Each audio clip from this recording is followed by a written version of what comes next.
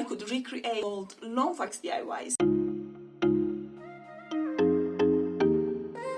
Hello guys, welcome to my channel. My name is Sadaf and I love all things home decor and DIY. So if you also like DIYs like I do, then you definitely, absolutely 100% know Lone Fox and watch his channel. I've been watching his channel for ages, I think since he started YouTube. And I've loved all his work, especially his DIYs that he used to do in the past. And a while ago I did a video recreating or getting inspiration from old DIYs from XO McKenna, who I also absolutely love. So for this week, I thought maybe I could recreate or get inspiration from old Lone Fox videos. For the first DIY, I chose this bowl type of thing that he made. I think he used like air dry clay or something similar to that. Some sort of clay. I don't exactly remember what it was, but I decided to make it out of paper mache clay. For this one, I just grabbed the bowl as my guide and I wrapped it with some food wrap, and that's going to make it easier for the paper mache clay to separate from the bowl when we're done with it and it's dry. And then I just grabbed some of my clay, made long-ish pieces, and I just used those little pieces to create like a ring at the bottom of the bowl. And then I just grabbed another piece and made one of the sides. As you can see, the side that I created was just attached to the ring at the top, or I should say the bottom of the bowl, and it wasn't really reaching the table. So yeah, I just made 4 pieces and then I decided to make it more compact and I added 4 more pieces. Then to make the top of the bowl, I just grabbed pieces again of my clay and I attached each piece to 2 of the lines that I had previously added to the bowl. And as you can see, my bowl was very flimsy and they were kind of falling apart, but I was trying to make it work. I put pieces of cardboard underneath each piece to help keep them in place. Then I decided I didn't want the bottom to be hollow or empty, so I decided to cover it. I just added some clay to the middle of the ring that I had created, and I just tried to blend them and make it look seamless. Then I decided to add another section to the middle of the bowl, again to make it more compact.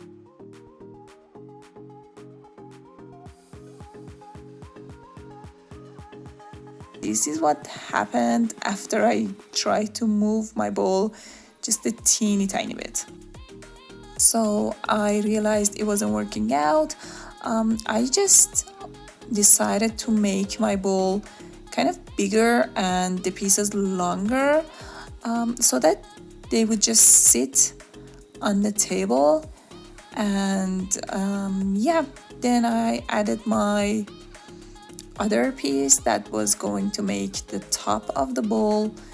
After I was done, I just started smoothing out the clay with my nails and some PVA glue. You just want to grab some PVA glue and just rub it on your clay and make all the seams look as seamless and smooth and natural looking as possible.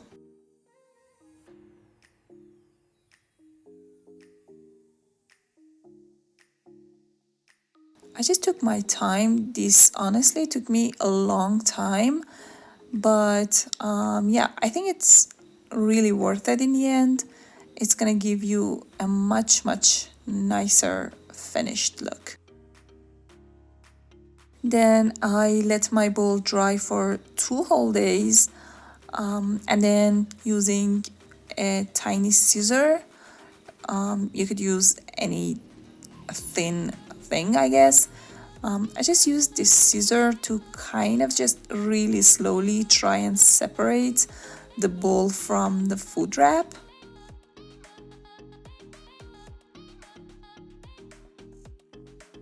And just very slowly separated my bowl from my other bowl, I guess. As you can see, the inside doesn't really look very great, so I grabbed some more of my paper mache clay and I mixed it with a ton of PVA glue, and I just started covering the inside with the new sticky clay. And especially the areas that had cracks or imperfections, I just tried to focus more on those areas.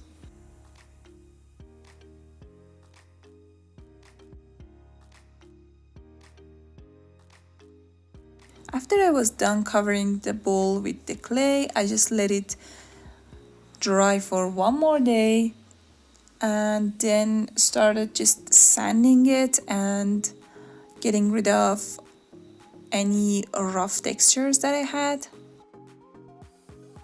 And the sanding did help a lot smoothing out the paper mache, but I felt like I wasn't still happy with the texture. So I just grabbed this texture medium and I started covering my bowl with the medium. I would just put a small amount on the bowl and just use my finger to rub it on the bowl and try to make it as smooth as I could. I didn't have a ton of the medium left, so I could only add like a thin layer, but even that helped a lot with the texture of my bowl.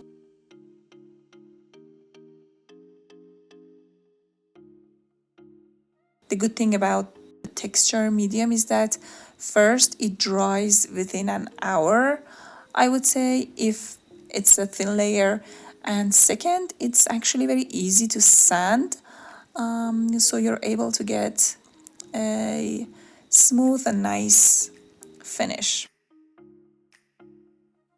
Then when it came to painting my bowl, I just grabbed some light brown acrylic paint, added a ton of baking powder, and just started to dab it on top of my bowl using a piece of sponge, just for a little bit of extra texture.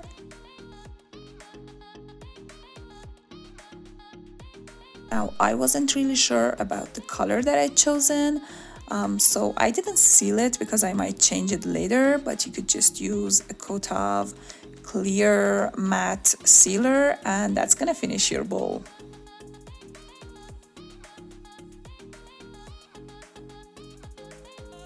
And for the second DIY, if you know me by any chance, then you know I love woven things and especially like natural woven materials. So he made a planter pot type of thing using rope, and I decided to make something similar to that, get inspiration from that, and make my own natural woven pot thing.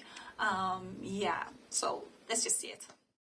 For this one, I just grabbed this natural rope that I have.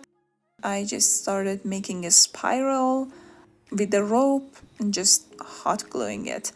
I've used this rope a ton in the past. Basically, it's just a dry natural rope. You just soak it in some water for a couple of minutes and then you bring it out, let it sit out for just a few minutes so it's not super wet, and then you can just use hot glue to work with it, glue it, or whatever you want to do basically. Yeah, for this one I just started making a spiral like I said, and I made sure to put it on the table, just so I knew I had a very flat piece. When I was happy with how wide my base, let's say, was, instead of just gluing it to the side, I brought it up and started to glue it to the side of the round circle, if that makes sense. And this way I was able to create the walls of my planter.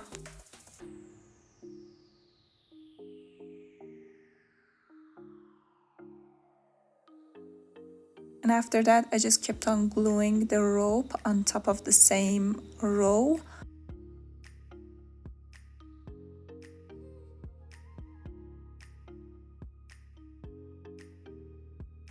I was just eyeballing it, but you could just use a guide like another planter, something that you're happy with the shape of it, and just put it inside and just, like I said, use that as a guide, and that's gonna give you a more perfect bowl, planter, whatever it is you're making.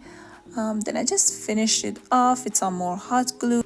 Using another piece of my rope, I just made a handle. It's going to be a decorative one, obviously, but I feel like it adds a lot.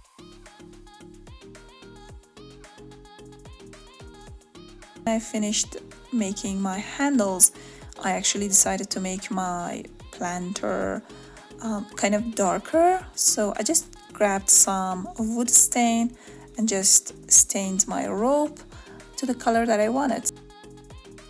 And that just completed my project.